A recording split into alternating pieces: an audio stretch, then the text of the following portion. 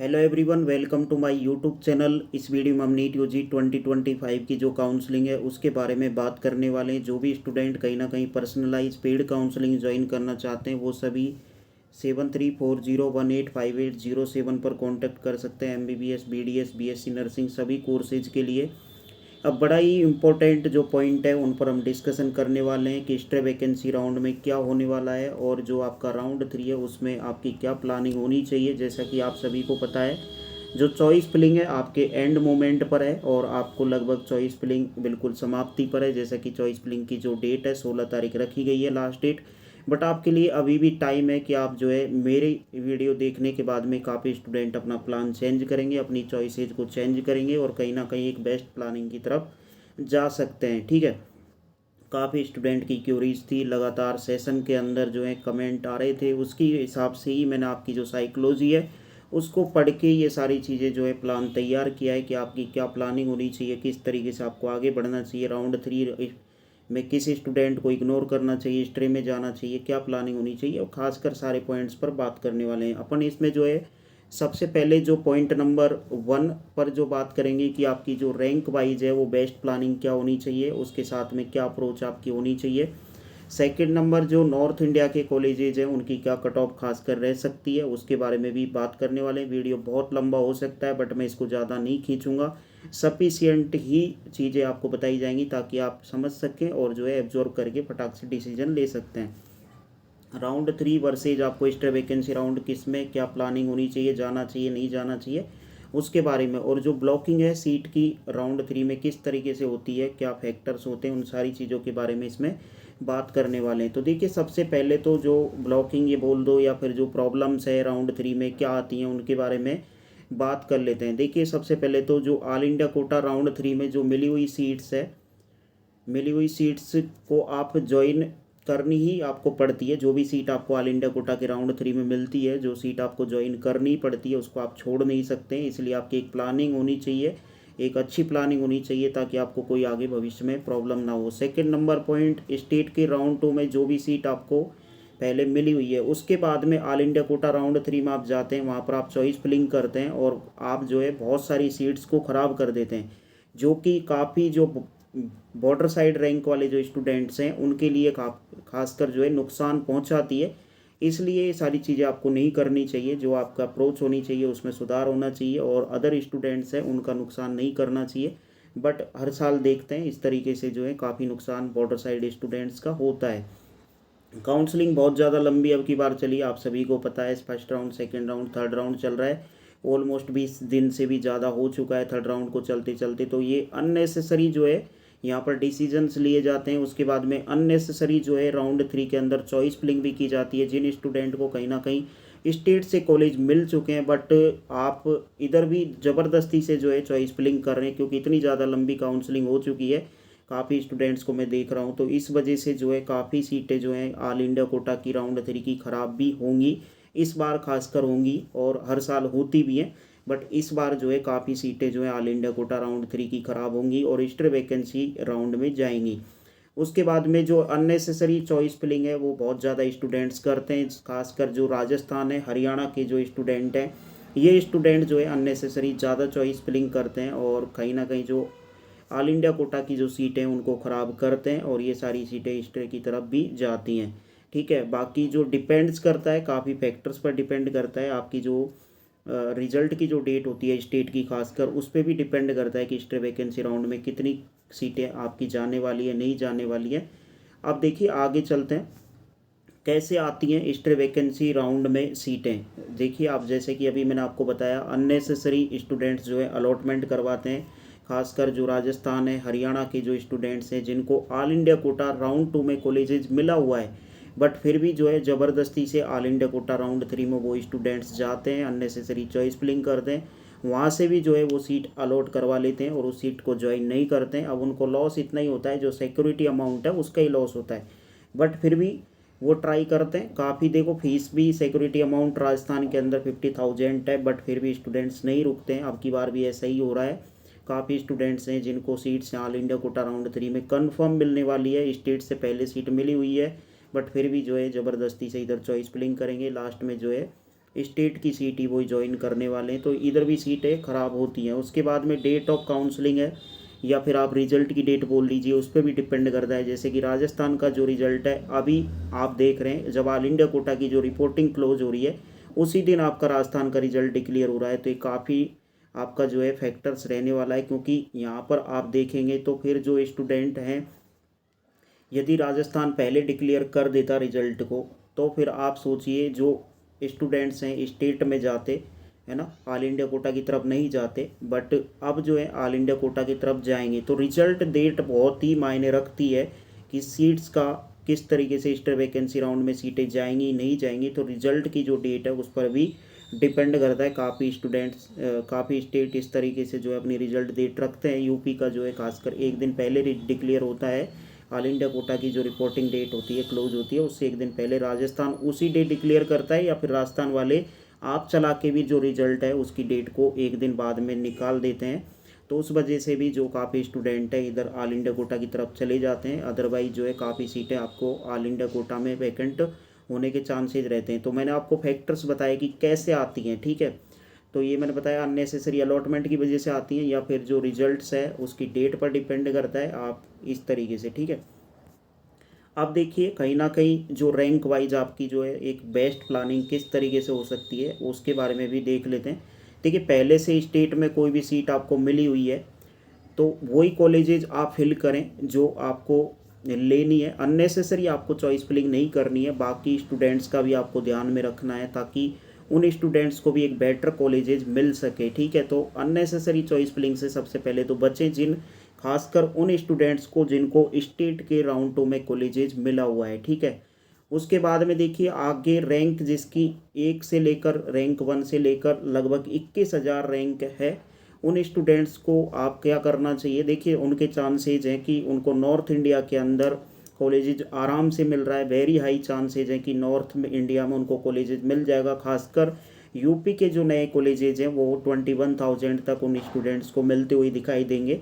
तो फिर ज़्यादा कोई ऐसी टेंशन वाली बात नहीं है। उसके बाद में जो जीमर्स के मेडिकल कॉलेजेज हैं वो भी आपको कहीं ना कहीं मिलते दिखाई देंगे, पॉसिबल हैं। तो नॉर्थ इंडिया में यही ऑप्शंस आपके लिए होते हैं कि लास्ट यदि नॉर्थ इंडिया में देखें तो यूपी क्लोज होता है 21,000 के आसपास इस साल होगा। उसके बाद में आपके पास जो है जीमर्स के ऑप्शंस बचते हैं कि आप जीमर्स ट्राई करें। देखिए यूपी और एमपी स्टेट्स की बात करें तो वहाँ पर स्टेट में ऑलरेडी ऑल इंडिया कोटा से काफ़ी लो कट ऑफ रहता है, तो उसकी वजह से जो है स्टूडेंट ऑल इंडिया कोटा में ज़्यादातर शिफ्ट नहीं होते हैं। मोस्टली स्टूडेंट्स जो है अपने स्टेट से सीट ले लेते हैं। तो यूपी और एमपी स्टेट्स का जो स्टूडेंट है वो तो कभी ऑल इंडिया कोटा में इतने ज़्यादा नहीं जाते हैं। बट राजस्थान हो गया, राजस्थान के साथ में अदर स्टेट हरियाणा हो गया, बिहार के भी स्टूडेंट्स थोड़े से ऑल इंडिया कोटा की तरफ जो है कम शिफ्ट करते हैं, ऑल इंडिया कोटा में शिफ्ट करते हैं। बट नॉर्थ इंडिया की तरफ नहीं आते हैं, वो वेस्ट बंगाल चले जाते हैं या फिर जो है कहीं ना कहीं अपने झारखंड जैसे स्टेट में जाना प्रीफर करते हैं। बट जो राजस्थान हो गए, हरियाणा हो गए, खासकर ये स्टूडेंट्स जो हैं इधर की साइड मूव करते हैं, क्योंकि जिनकी भी रैंक लगभग 19 से 19,500 अभी जिनकी रैंक है वो तो स्टेट में ट्राई करेंगे, क्योंकि उनके स्टेट में अपॉर्चुनिटी है। राजस्थान में जिसकी भी 19 से 19,500 रैंक है तो वो कहीं ना कहीं अपना जो स्टेट है उसमें सेटल हो सकता है। उसको रिस्क लेनी चाहिए, उसको हिस्ट्री में सीट मिल जाएगी आराम से, तो उसको रिस्क लेना चाहिए। बट बाकी जो स्टूडेंट हैं उनको कहीं ना कहीं ऑल इंडिया कोटा से कॉलेजेज ले लेना चाहिए, ठीक है। ये सारी चीज़ें। उसके बाद में देखिए जैसे ही 19 से और जिनकी 21,000 रैंक वाले जो स्टूडेंट हैं आप देखेंगे मोस्टली उनको नॉर्थ में आराम से कॉलेजेस मिल जाता है। जैसे कि अभी मैंने आपको बताया राजस्थान, हरियाणा और जो बिहार है और दिल्ली के स्टूडेंट इन कॉलेजेस के अंदर आते हैं। नॉर्थ इंडिया के जो कॉलेजेस को लेते हैं या फिर जीमर्स के कॉलेजेस ले रहे होते हैं, क्योंकि जिम यदि आपका बजट उसके अकॉर्डिंग है तो आपके पास जीमर्स का ऑप्शन होता है। अदरवाइज सभी अपनी जो फीस अफोर्ड नहीं कर सकते हैं। ये आपको एक ऑप्शन बताया है कि एक ऑप्शन आपके लिए क्या हो सकता है, ठीक है। तो जो बिहार के स्टूडेंट है वो तो कम जाते हैं ऑल इंडिया कोटा की तरफ, क्योंकि ऑल इंडिया कोटा में जो नॉर्थ इंडिया की तरफ कम आते हैं वो झारखंड या फिर वेस्ट बंगाल की तरफ से शिफ्ट हो जाते हैं, ठीक है, मोस्टली। बट फिर भी कुछ स्टूडेंट आते हैं। बट जो दिल्ली के स्टूडेंट हैं वो सारे आपको नॉर्थ इंडिया में देखने को मिलेंगे। उसके बाद में कहीं ना कहीं हरियाणा के स्टूडेंट हो गए, राजस्थान के स्टूडेंट हैं, ये नॉर्थ इंडिया में कवर करते हैं। 19 से 21,000 वाले जो रैंक वाले स्टूडेंट हैं वही इधर साइड शिफ्ट होते हैं, ठीक है। उसके बाद में प्रॉब्लम्स क्या है आप देखिए, क्यों ऐसा करते हैं स्टूडेंट, आपको देखिए मैं आपको बता दूं। साउथ इंडिया और नॉर्थ इंडिया में यदि कंपैरिजन करते हैं 19 से 21 हज़ार वाले रैंक वाले जो स्टूडेंट हैं खासकर उनकी बात करते हैं, तो आप समझते हैं कि जो 19 से 21 हज़ार रैंक वाले जो स्टूडेंट हैं उनको कभी भी बेस्ट कॉलेजेस साउथ की तरफ नहीं मिल रहे होते हैं। साउथ की मतलब बेस्ट का मतलब मेरे यहाँ इस मीनिंग ये है कि सिटी वाले जो कॉलेजेज हैं, जैसे कि कोई बड़ा सिटी का कॉलेज चेन्नई मुंबई, ऐसे एग्जाम्पल के तौर पे मैंने आपको बताया चेन्नई का कॉलेजेज हो गया है ना एग्जाम्पल के तौर पर, तो वो कॉलेजेज उनको नहीं मिल रहे होते हैं। तो इसके बजाय वो प्रीफर करना पसंद करते हैं कि जो अपना जो नॉर्थ इंडिया के जो कॉलेजेज हैं, नए कॉलेजेज मिलते हैं उनको प्रीफर करना वो पसंद करते हैं, क्योंकि कुछ ज़्यादा बड़ा ऐसा कोई आपको सरप्राइज वहाँ पर नहीं मिलने वाला है, या फिर कोई अच्छा कॉलेजेज नहीं मिलने वाले हैं सिटी वाइज। ठीक है, बाकी तो अदर बहुत सारे ऑप्शंस हैं, बेस्ट ऑप्शंस हैं, बट जो यदि उनकी जो डिमांड होती है ना, आप सोचो 19 से 21 हज़ार वाला स्टूडेंट किस बेसिस पे सोचता है, वो तो अपनी जो लोकेशन है उस वाइज भी सोचेगा, डिस्टेंस के अकॉर्डिंग भी सोचेगा, सारी चीज़ें इतनी अच्छी रैंक है और फिर भी आप उस कॉलेजेस के अंदर जाएं जो अदर स्टूडेंट्स जा रहे हैं जिन पे जिनकी 23,000 24,000 25,000 रैंक है, तो फिर फ़र्क क्या है 19,000 और 19,000 21,000 वाले रैंक वाले में और 25,000 वाले रैंक वाले में क्या फ़र्क है। ठीक है, तो वो क्या है प्रीफर करते हैं इधर की साइड, जो भी नए कॉलेजेज होते हैं नॉर्थ इंडिया के अंदर उनको प्रीफर करना पसंद करते हैं। ठीक है, तो इस वजह से जो है कहीं ना कहीं 19 से 21 हज़ार वाले जो रैंक वाले स्टूडेंट हैं वो सारी सीटें जो है नॉर्थ इंडिया के अंदर ले लेते हैं। ठीक है, तो उनको लेना भी चाहिए, यही प्लानिंग होनी चाहिए जो मैं आपको बता रहा हूँ। लेने का मतलब यही है कि उनकी ये प्लानिंग होनी चाहिए और ये प्लानिंग सही भी है, क्योंकि ऐसा अच्छा कॉलेजेज वहाँ पर इतने नहीं मिल रहे होते, तो फिर ये आप चूज करना बिल्कुल पसंद करते हैं, ये बिल्कुल जायज़ है आपके लिए। ठीक है, अब प्रॉब्लम्स का ही जो है, जो 21,000 प्लस वाली जो रैंक वाली जो कैटेगरी वाले जो स्टूडेंट हैं जिनको क्लोजिंग रैंक तक वाले सारे स्टूडेंट्स की मैं बात कर लेता हूँ। तो देखिए उन स्टूडेंट्स को क्या करना है, ज़्यादा से ज़्यादा आप कॉलेज फिल करें, मैक्सिमम कॉलेज फिल करें, आप सफिशिएंट स्टेट की तरफ ना जाएं यदि आप स्टे वैकेंसी राउंड में जाने की नहीं सोच रहे हैं तो। ठीक है, यदि आप स्टे वैकेंसी राउंड में जाने को रेडी हैं, आपकी कोई प्लानिंग है, आप अच्छी जगह से कहीं से गाइडेंस ले रहे हैं, आपको सारी चीज़ें पता है, ठीक है, तो फिर आप स्टे वैकेंसी में जा रहे हैं, आप प्रेशर एब्जॉर्ब करने की आपके अंदर कैपेसिटी है, तो फिर आप स्टे वैकेंसी राउंड में जा रहे होंगे तो फिर आप लिमिटेड ऑप्शंस के साथ में जा सकते हैं, या फिर आपको जो है स्टेट से कोई कॉलेजेस पहले मिले हुए हैं तो आप लिमिटेड ऑप्शंस के साथ जा सकते हैं, बट आपको ये सारी चीज़ें नहीं है तो फिर आप मैक्सिमम कॉलेजेज मैक्सिमम स्टेट्स के साथ फिल करेंगे और एक बेस्ट प्लानिंग के साथ में आप जाएंगे। ठीक है, 21,000 प्लस वाले जो स्टूडेंट्स हैं उनकी मैं बात कर रहा हूँ। कुछ कॉलेजेस को वो अवॉइड कर सकते हैं क्योंकि 21,000 रैंक है, तो फिर ऐसा नहीं है कि उनके पास लगभग जो ऑप्शंस की बात करें तो ऑल इंडिया में लगभग 200 प्लस कॉलेजेस के ऑप्शंस होते हैं, तो फिर वो कुछ कॉलेजेस को जो है यहाँ पर अवॉइड भी कर सकते हैं। ठीक है, ऐसा नहीं है कि उनको सारे 400 कॉलेज जो हैं आपको डालने पड़ेंगे तभी आपको कॉलेज मिलेगा, ऐसा कुछ भी नहीं है। ठीक है, उसके बाद में अब कुछ स्टूडेंट्स की देखो साइकोलॉजी होती है, थिंकिंग होती है कि भैया हमको इन कॉलेजेस के अंदर बिल्कुल नहीं जाना, तो उन कॉलेजेस को आप अवॉइड कर सकते हैं। जैसे कि एक एग्जांपल के तौर पे मैं नागालैंड का एक ऑप्शन आपके सामने रखता हूँ। ठीक है, कि वो स्टूडेंट नहीं जाना चाहता तो वो अवॉइड कर सकता है। यदि उसका ऐसा है कि भैया नेक्स्ट ईयर प्लान ले नेक्स्ट ईयर दोबारा से जो है कहीं ना कहीं रिपीट कर लूँगा, एग्ज़ाम दे लूँगा, बट दोबारा से मैं इन कॉलेजेस के अंदर नहीं जाऊँगा, तो वो छोड़ सकता है उन कॉलेजेस को। बाकी आपको मैं सारी चीज़ें बता दूं, कोई भी कॉलेजेज इंडिया के अंदर ख़राब नहीं है, आपको ये बता दूं सारे मेडिकल कॉलेज अच्छे हैं।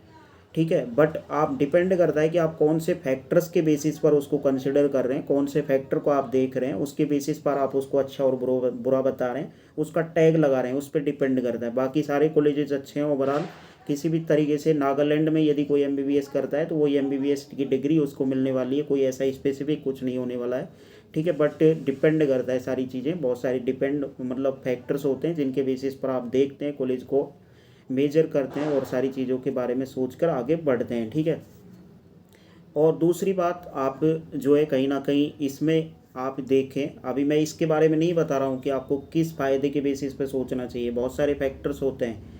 बॉन्ड को भी देखते हैं, आपका कहीं ना कहीं नीट पीजी का कोटा है उसको भी देखते हैं कि कहाँ से कितना जो है फ़ायदा मिलता है, इजी तरीके से नीट पीजी निकाला जा सकता है। और आज की डेट में नीट पीजी को कंसिडर करना बहुत ज़रूरी हो गया है, क्योंकि आप देख रहे हैं इतना ज़्यादा प्रॉब्लम्स आगे आ रही है और इतने ज़्यादा जो है एमबीबीएस स्टूडेंट्स बढ़ चुके हैं, तो उसकी वजह से यदि आप नीट पीजी क्लियर नहीं करते हैं तो समस्याएं बहुत ज़्यादा बढ़ने वाली हैं। ठीक है, मैं ऐसा नहीं बोल रहा हूँ कि एमबीबीएस का स्कोप डाउन हो गया है, स्कोप प्रॉपर तरीके से है, किसी भी तरीके से स्कोप में कोई प्रॉब्लम नहीं है, बट आगे आप बढ़ना चाहते हैं, आगे आप जाना चाहते हैं, तो फिर जो है नीट पीजी को जो है थोड़ा सा कंसिडर करना आपके लिए बहुत बेहद ज़रूरी हो जाता है। ठीक है, तो मैंने आपको बताया सभी मेडिकल कॉलेज अच्छे हैं। आप सबसे पहले तो अपनी जो थिंकिंग है उसको सही करें। ठीक है, उसके बाद में आप बॉन्ड से बचना चाहते हैं तो आपको जो और प्लानिंग करनी चाहिए वो प्लानिंग इस तरीके से करनी चाहिए, स्टेट को आप प्रीफर करें। ठीक है, स्टेट को प्रीफर करें, अदरवाइज आप स्टेट को प्रीफर ना करें। यदि आपको बॉन्ड से किसी भी तरीके से कोई एलर्जी नहीं है, बॉन्ड से आपको कोई प्रॉब्लम नहीं है, आप बॉन्ड को झेल सकते हैं, आपको एक बेस्ट कॉलेज चाहिए, तो फिर आपको जो है कॉलेज को प्रीफर करना चाहिए, और कॉलेज को प्रीफर करना चाहिए, स्टेट को प्रीफर नहीं करना चाहिए। इसमें भी देखो कुछ चीज़ें होती हैं, बॉयज़ और गर्ल्स आपकी बात कर लें तो बॉयज़ जो है कहीं ना कहीं बॉन्ड की जगह जो है जा भी सकते हैं, बट गर्ल्स को थोड़ा सा ही रहता है कि वो कंसिडर नहीं करते हैं इस सारी चीज़ों को। ठीक है, तो उसमें अपने अपने आधार पर आप देख सकते हैं, बट जो प्लानिंग है वो आपको दोनों तरीके से कर सकते हैं, बट जो कहीं ना कहीं आप डिपेंड करता है कि आप किस बेसिस पे सोच रहे हैं, आप बॉन्ड के बेसिस पे सोच रहे हैं या बेस्ट कॉलेज के बेसिस पे सोच रहे हैं। क्योंकि यदि आप स्टेट के बेसिस पे जाते हैं तो हो सकता है कि आप उस स्टेट का आपको थोड़ा सा लो कॉलेज मिले, बट कहीं ना कहीं आप बॉन्ड से बच सकते हैं।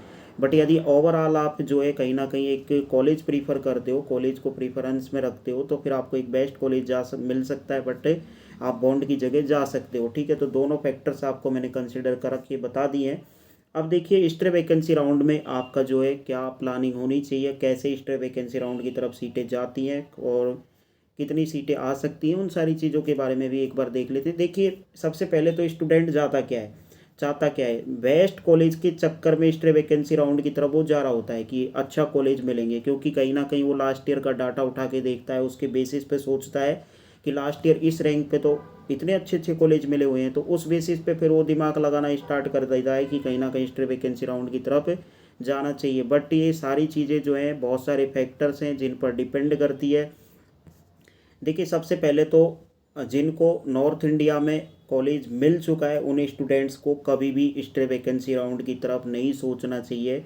मैं आपको बता देता हूँ, कभी भी आपका जो है कॉलेज से मन नहीं भरेगा। आप यदि भाई बीएमएमसी आपको मिल जाता है ना, तब भी आप एम्स दिल्ली के बारे में सोच रहे होते हैं, मौलाना आज़ाद आपको मिल गया होता है, तब भी आप एम्स दिल्ली के बारे में सोच रहे होते हैं, तो आपका मन जो है कभी भी नहीं भरता है। ठीक है, तो ये सारी चीज़ें आप कंसिडर करें। यदि आपको नॉर्थ इंडिया के अंदर कॉलेजेस मिल चुका है तो फिर आपको स्ट्रे वैकेंसी राउंड में जाने की कोई ज़रूरत नहीं है, आपको स्ट्रे वैकेंसी राउंड इग्नोर करना चाहिए। ठीक है, उसके बाद में देखिए स्ट्रे वैकेंसी राउंड में आप जाते हैं तो आपकी कोई श्योरिटी नहीं है। हर साल जो है कॉलेज का ऐसा नहीं है कि लास्ट ईयर का आप डाटा देख लें, लास्ट ईयर के बेसिस पे चलें कि उस कॉलेज के अंदर ये आई थी सीटें तो इस साल भी आ जाएगी, ये बिल्कुल भी पॉसिबल नहीं है। डिपेंड करता है कि कॉलेज का जो है ट्रेंड मार्क क्या चल रहा है, उसमें कितनी सीटें इस साल वैकेंट चल रही हैं और किस पोजीशन पे कॉलेज खड़ा है, ये सारी चीज़ें उसमें देखनी होती हैं। ठीक है, तो इसके बारे में कोई प्लान नहीं होता। मैंने आपको बता दिया क्यों सीटें आती हैं, खाली क्यों आती हैं, वो पहले मैं बता चुका हूँ। तो कोई भी कॉलेज है XYZ, किसी भी कॉलेज के अंदर सीटें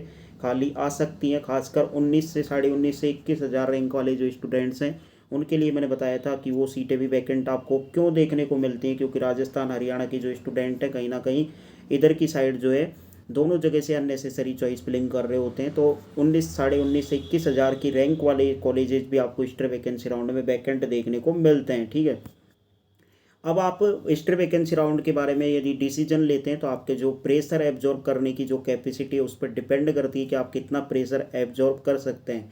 ठीक है, तो कोई भी बेस्ट प्लान नहीं होता और आप सभी को पता होता है, ऐसा नहीं है। काफ़ी स्टूडेंट इस तरीके से सोचते हैं कि स्ट्रे वैकेंसी राउंड में सिर्फ मैं ही जा रहा हूँ, ऐसा नहीं होता है। बहुत सारे स्टूडेंट्स की बहुत हाई लेवल पर जो है कहीं ना कहीं प्लानिंग होती है और एक अच्छी प्लानिंग के साथ में वो जा रहे होते हैं। और रिस्क कौन लेता है ना, रिस्क लेने पर डिपेंड करता है, रिस्क के साथ में कहीं ना कहीं आपको रिवॉर्ड भी मिलता है। तो आप डिपेंड करता है कि कितना रिस्क ले रहे हैं। यदि रिस्क ले रहे हैं तो हो सकता है आपको रिवॉर्ड मिल जाए, बट आपकी रिस्क लेने की कैपेसिटी नहीं है तो आपको रिवॉर्ड नहीं मिल सकता। दोनों चीज़ें एक साथ नहीं हो सकती हैं कि आप रिस्क भी नहीं ले रहे और रिवॉर्ड भी मिल जाए, तो रिस्क के साथ में रिवॉर्ड भी है ना। तो ये सारी चीज़ें आप उस बेसिस पर, अपने बेसिस पे सोचें, आपकी प्लानिंग के बेसिस पे सोचें। बट मैं आपको बता दूं, बहुत सारे कौन जा रहे होते हैं स्ट्रे वैकेंसी राउंड में ये भी बता देता हूँ। कोई जाना नहीं चाहता है, बट कहीं ना कहीं जो स्टूडेंट ऐसे भी होते हैं, काफ़ी स्टूडेंट की इन कॉलेजेस की बजाय मैं ड्रॉप ले लूँगा, तो वो एक्स्ट्रा वैकेंसी राउंड के अंदर अप्रोच डालते हैं और जाते जाते कहीं ना कहीं उनको रिवॉर्ड मिल जाता है। तो ठीक है, तो उन्होंने रिस्क ली। रिस्क इस बात की ली कि मैं इन कॉलेजेस के बजाय जो है कहीं ना कहीं स्टेप नेक्स्ट ईयर के लिए चले जाऊँगा। तो उन्होंने इस तरीके से सोचा, बट उन्होंने रिस्क ली तो उनको रिवॉर्ड मिल गया। ठीक है, इस चीज़ का उनका कोई प्लान नहीं था। तो मैं आपको बोल रहा हूँ, प्लानिंग बहुत कम स्टूडेंट्स हैं, 2-5% स्टूडेंट है वही प्लान करके चलते हैं। अदरवाइज कहीं ना कहीं एक बेस्ट मेथडोलॉजी जिनकी होती है, या फिर स्टेट को प्रायोरिटी देने के चक्कर में जो है कहीं ना कहीं स्टेट वैकेंसी राउंड के अंदर सीटें वैकेंट बचती हैं। ठीक है, इस वजह से। अदरवाइज ऐसा नहीं है कि फिक्स होता है कि स्टेट वैकेंसी राउंड के अंदर इन कॉलेजेस के अंदर सीटें आने वाली हैं, वैसा नहीं होता है। अभी मैंने आपको एग्जांपल दे के बताया था, 19,500 से 21,000 वाले जो स्टूडेंट कहीं ना कहीं जो है कहीं ना कहीं अपनी जो है ज़बरदस्ती से अननेसेसरी चॉइस फिलिंग करते हैं, जबकि उनको स्टेट से सीट मिल चुका होता है। लंबी काउंसलिंग चली है, इस वजह से भी काफ़ी सीटें जो है स्टेट वैकेंसी राउंड में आपको दिखेंगी और ब्लॉक दिखेंगी और ख़राब भी होंगी। ठीक है, तो ये सारी चीज़ें मैंने आपको बताई, बहुत सारी चीज़ें बताई आपको, आई थिंक समझ में आई होंगी कुछ चीज़ें।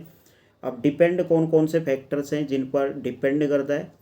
देखिए, आपको मैं बता दूं, लास्ट ईयर का जो डाटा है वो आप कहीं ना कहीं देख सकते हैं, उससे चीज़ें सीख सकते हैं, बट उसको फॉलो नहीं कर सकते हैं, सबसे पहली बात तो। ठीक है, उसके बाद में स्टेट की जो रिजल्ट डेट है उस पर डिपेंड करता है, जैसा कि मैं पहले ही प्रीवियस में ही आपको बात कर चुका हूँ इसके बारे में। और सब स्टूडेंट्स के पास में जानकारी होती है कि स्टेट वैकेंसी राउंड में अच्छे कॉलेजेस मिलते हैं, तो ये सारी चीज़ें हैं। और बेटर जो रैंक है उस पर डिपेंड करता है कि बेटर रैंक वाले किस तरीके से प्लान कर रहे हैं। जैसे कि मैंने आपको बताया, 19,500 से 21,000 वाले जो स्टूडेंट है खासकर, ठीक है, तो उन सारी चीज़ों की वजह से जो है यहाँ सारी सीटें आपको देखने को मिलती हैं। अब राउंड 3 की फाइनल कट ऑफ क्या हो सकती है, वैसे मैं बेसिकली इस कट ऑफ को पहले बता चुका हूँ, अलग अलग मेथडोलॉजी के जरिए रिप्रेजेंट मैंने कर रखा है। बट एक बार और बता देते हैं, काफ़ी स्टूडेंट पूछते रहते हैं। देखिए, अनरिजर्व में 26,500 से 26,800 तक कॉलेज मिल जाएगा, ओबीसी में 26,600 से 26,900, ईडब्ल्यूएस में 30,500 से 30,800, एससी में 1,42,000 से 1,45,000, एसटी में 1,68,000 से 1,72,000 तक जो है आपको कहीं ना कहीं राउंड 3 की कट ऑफ देखने को मिलेगी। बाकी स्ट्रे वैकेंसी राउंड में क्या कट ऑफ जाएगी वो सीटों पर डिपेंड करती है। जब सीटें आएंगी तो आपको क्लियरिटी के साथ बताएंगे कि स्ट्रे वैकेंसी राउंड की कट ऑफ क्या जाने वाली है। तो मैंने आपका जो माइंड है थोड़ा सा क्लियर करने की कोशिश की है, और मेरे वीडियो देखने के बाद में काफ़ी स्टूडेंट मुझे पता है चॉइसेस को चेंज भी करेंगे। और तो ये काफ़ी पहले मैं ट्राई कर रहा था कि इस तरीके से एक वीडियो लेके आऊँ, बट थोड़ा सा देर हो चुकी है, बट अभी भी आपके पास टाइम है। बाकी आगे एमसीसी क्या करता है, कब रिजल्ट डिक्लेयर करता है, उस पर भी डिपेंड करता है कि आपको कितना टाइम मिलेगा। आई थिंक अभी भी आपके पास एक दिन का टाइम है, आप डिसीजन ले सकते हैं। बाकी इसमें किसी भी तरीके से मेरी कोई हेल्प की रिक्वायरमेंट है, आपको लगती है, आप पर्सनलाइज पेड काउंसलिंग भी ज्वाइन कर सकते हैं, और आपको 7340185807 पर कॉन्टैक्ट करना होगा। बाकी मिलते हैं नेक्स्ट वीडियो के अंदर, और जो भी लाइव सेशन के अंदर डिस्कस होते हैं उनमें आप समझें, सारी चीज़ों को अच्छे से काउंसलिंग करें। बाकी मिलते हैं। Thanks for watch this video.